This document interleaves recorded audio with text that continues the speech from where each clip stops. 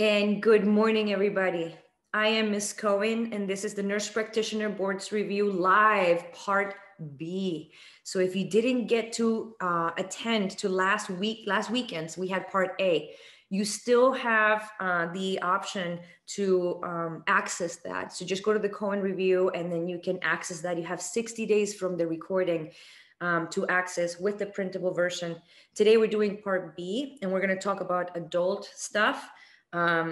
Not as in like adult stuff, if you know what I mean, but pediatrics will be for next weekend. Next weekend, I'm going to add some pediatrics for my FNP takers, but today it's good for adult gero, FNP, adult acute, okay? And I'm also adding some non-clinical stuff, so ANCC, AANP. I'm so excited. So why don't we just dive right into it? But let me tell you a little bit about what I do. I'm going to post a question in front of you. You're going to do the best at trying to answer that. Okay. And then I'm going to give you some bonus content as we go through the questions. Hi, Kathy. What I really like to do also is talk about test taking tips.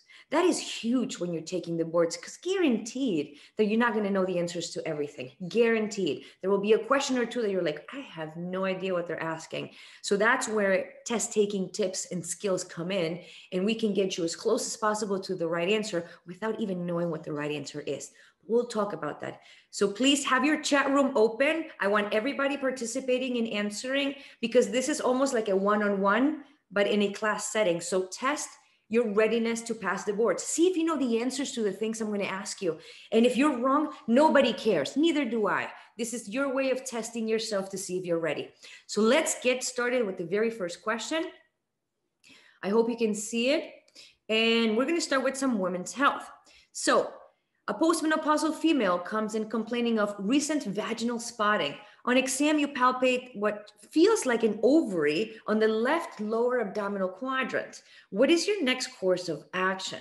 Now, as you're reading the question, and please give me the answer on the chat room while I talk, but there are key things in the question that are flags. These are your clues. These are the ones that stand out and make the answer what it is. I see a D, I see some C's. So let's talk about the big pointers on the question. One of them is the fact that it's postmenopausal. That is a huge consideration into answering this question. What is it about postmenopause that makes this relevant, right? And then there's vaginal spotting. Should a postmenopausal woman be bleeding from her vagina? No. There's no reason why she should be. And then you're palpating. Let me ask you something, guys. In your practice as a student or as a practicing whatever, have you ever palpated an ovary? Because if you say yes, you're lying, right? Hi, everyone. Hi, Marie-Pierre. If you palpated an ovary, you're lying. Okay, you cannot palpate an ovary unless you go through the vagina and like try to palpate. And even so, it's very difficult. But definitely not in postmenopausal. By then, your estrogen levels have depleted, or they're on their way to becoming next to zero. Some ovaries even disappear on imaging. So there's something really wrong with this picture. And a lot of you said order a intravaginal exam. I saw a D, sent to the emergency room. I hope you're thinking more like maybe a mass of some kind, right? That's the only thing you would palpate, maybe a cancer of some kind. And you would absolutely, well done, most of you, order an intravaginal exam to see if there's ovarian cancer. Whenever you see bleeding where there shouldn't be bleeding, you have to think cancer, okay? So very well done, you guys, very well done. Let's move on. Let's talk a little bit about pharmacology. You have a 16-year-old healthy male who participates on school swim team and has right ear pain. On exam, there's erythema and edema on the ear canal, and only part of the tympanic membrane is visible. There is pain with manipulation of the tragus and auricle. He is febrile, but shows no other symptoms. I see some A's coming in.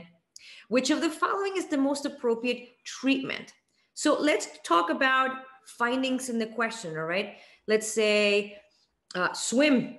Oh, that's like the biggest clue in the whole question, water, right? Ear pain, water. Then you look at the actual canal, and that's the difference between otitis media and otitis externa. Where is the issue? If the issue is externally, meaning on the actual canal, you should be leaning towards otitis externa, right? It's red, it's swollen. You should be very familiar with these words, right? And then on manipulation, there's pain. All right, but no other symptoms. So a lot of A's, I saw a couple of C's.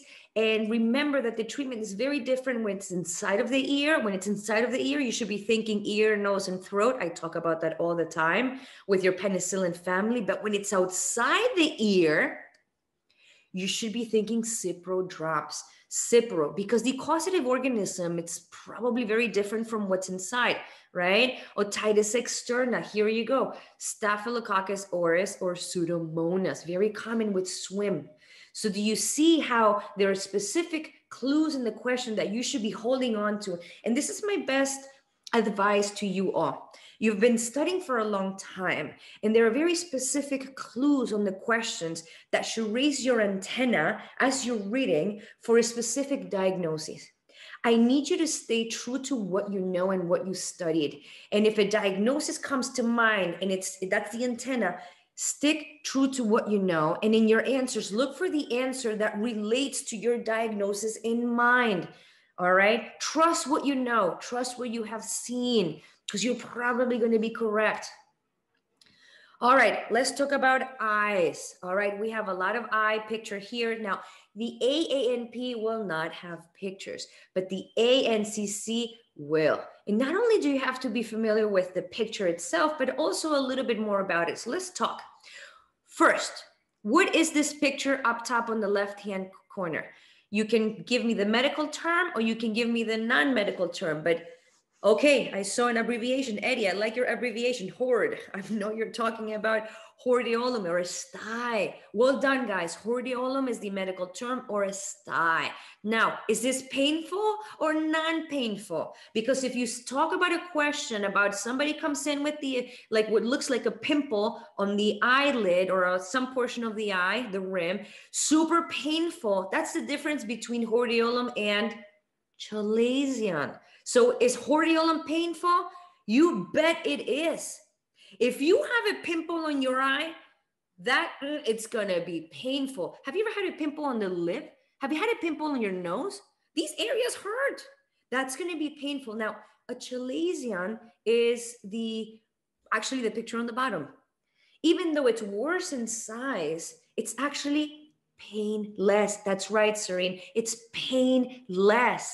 That's what's going to distinguish your answers between hordeolum and chalazion. Is it painful versus painless? Very good. How do you treat a chalazion? How do you treat a chalazion? What's the actual, well, not you, I mean, we're basic nurse practitioner, but whoever's going to treat it, what's the proper treatment for this kind of thing? Warm compress. Warm compress is good for a hordeolum, right? Because if you have a pimple, how do you get rid of the pimple? You mature it with warmth to allow for the blood to get into the area and heal things, right? To mature it. But once it gets into the chalazion state, that's warm compress won't help much, but rather you refer, absolutely, get them out. And you're gonna do where they cut it and drain it. Not you and I, for the purposes of the board, but that's the actual treatment of it. They have to do DNC, very good. IND in size, exactly. Very good. What about this one up top in the middle? Anybody knows the actual medical term for this one? And in my lectures, I talk about that it almost looks like a triangle, and the name itself has almost like the triangle name in it. Pterygium triangle, pterygium. Do you see what I'm trying to? Pterygium triangle, very nice. And this is caused by what, everybody? This is caused by what? Exactly, because it's by the sun. It's sun damage. They call this also the surfer's eye, because surfers who are in the sun and the water, they get a lot of exposure to this, absolutely sun damage, surfer's eye. So if you get a question on the test, they talk about some kid or someone who surfs all day long and they have this growth that starts from the side of the eye to the middle and it looks like a triangle, you know exactly what we're talking about, yeah? What about this one on the bottom? It's another type of growth. The difference is that this one doesn't have this triangular shape. Do you guys know, as Gonzalez said, pin? I know exactly what yeah, pinguicula. And I teach this, and it almost looks like it's just pinned there. It looks like pinned to the eye, just a little excess growth. And what's the cause of this one, everybody? Why would people have pinguecula in their eye? Sun, again, another form of sun damage. Very, very good. Very, very good. Let's talk about these two pictures on the right side. Now, again, AANP will not have pictures, but if they talk about cloudiness to the lens, opacity to the lens, to the entire lens, it's very different than if they talk about a halo of haziness or a halo of opacity. Do you see the difference? Complete opacity of the lens, we're talking about, give it to me, opacity, complete opacity of the lens. Type it in, everybody. There should be 33 answers coming in. We're talking about cataracts. Yeah. And if you don't know Spanish, I'll teach you cataratas. Cataratas in Spanish means waterfalls. Look at this. You're learning Spanish in my class here.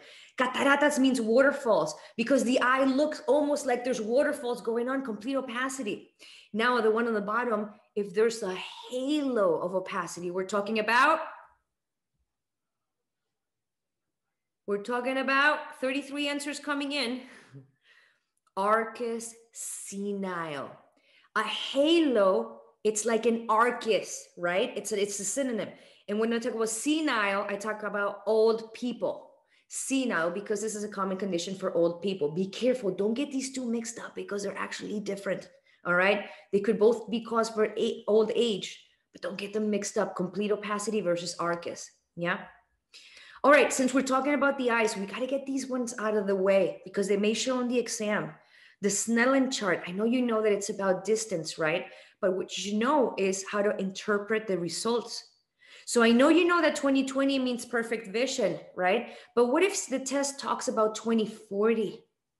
20/40, you need to feel comfortable about answering this question, and it's very easy to get it confused. But what does it mean if somebody is 20/40? Give it to me on the answers. Give it to me on the. What if somebody is, I know you're typing and you can't type too fast, but I couldn't care less if you missed pronunciation. Yeah, you can see at 20 what a normal person can see at 40. Okay, don't get them mixed up. And that kind of makes sense if you think of it this way. If 20/20 means perfection, somebody who's 20/40 means less than perfect, meaning not okay. So that means that somebody who stands further back at 40 and they can still read 20, these people can only see it at 20. All right. So again, what a normal person can see at 40, this one can see at 20. Don't get them mixed up. When we talk about macular degeneration, it's really important that you know where is the vision loss. Now the test won't say, give it to me on the chat room. As I explain, the way they'll ask a question like this would be, you got grandpa who comes in and complains about when he reads the newspaper, the center of it is distorted. Or when he looks at a picture of the granddaughter, the center of the picture is distorted. So you start associating that with central vision loss. Thank you, Arlia Davis, Miss Davis. You said Amsler grid, and that is the test. Exactly, Amsler grid. You know what a grid is? It's like a big square with a bunch of perfect squares in the center. So it's very geometrically perfect. Somebody who has central vision loss will look at this grid and the center squares will be distorted. And that's how you test for macular degeneration. Excellent, excellent. With cataracts, we talked about that already, that it's very easy to diagnose someone just by looking at the eyeball. Hi, Mr. Smith, nice to meet you. Oh crap, you got cataracts. That's simple because there's full opacity of the lens. When would we use the Ishihara test? When would we use the Ishihara test? 33 answers coming in. Everybody needs to participate, guys. I want you to test your knowledge, and I don't care if you're wrong. But at the end of this hour, if you got most of them wrong, you'll know you're not ready. If you got some of them wrong, you'll know that you're halfway there. If you got them all right, you know you're ready to take the test. This is what you should be doing to yourself. Color blindness. Ishihara test is for color blindness. Very good, very good. Let's talk a little bit more. Patient education while on or foreign includes avoidance of which foods? Well, ladies and gentlemen, that was just a little small preview of the live classes that I hold.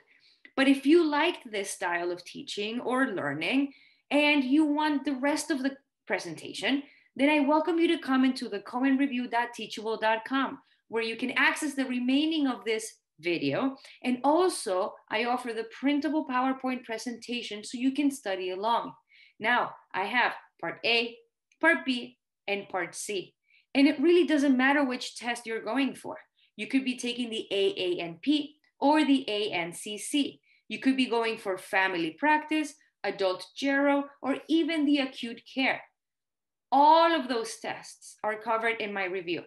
And my content is very, very helpful, especially if you're trying to condense all the material before you're going to take the test to make sure that you're ready. In addition to the live courses, I have probably the most inexpensive entire review course called the Cohen Review, where I go over each system. So again, I welcome you to come and access the content. I have some free videos on my website, which will be very, very, very beneficial for your studies. If you have any questions along the way, please shoot me an email at thecohenreview@gmail.com. And if you're not following me on social media, such as Instagram or Facebook, I welcome you to do so. Not because I want to become popular or have more followers. It's just because I'm constantly loading tips and little study materials and things that I may not have in my reviews that are just updated content that you must be prepared for to see on the test. So again, welcome to the Cohen Review. Come see my stuff, and thank you guys for trusting my work in advance. And I wish you the best of luck with your studies. And don't forget to let me know when you pass, because I want to make sure I congratulate you.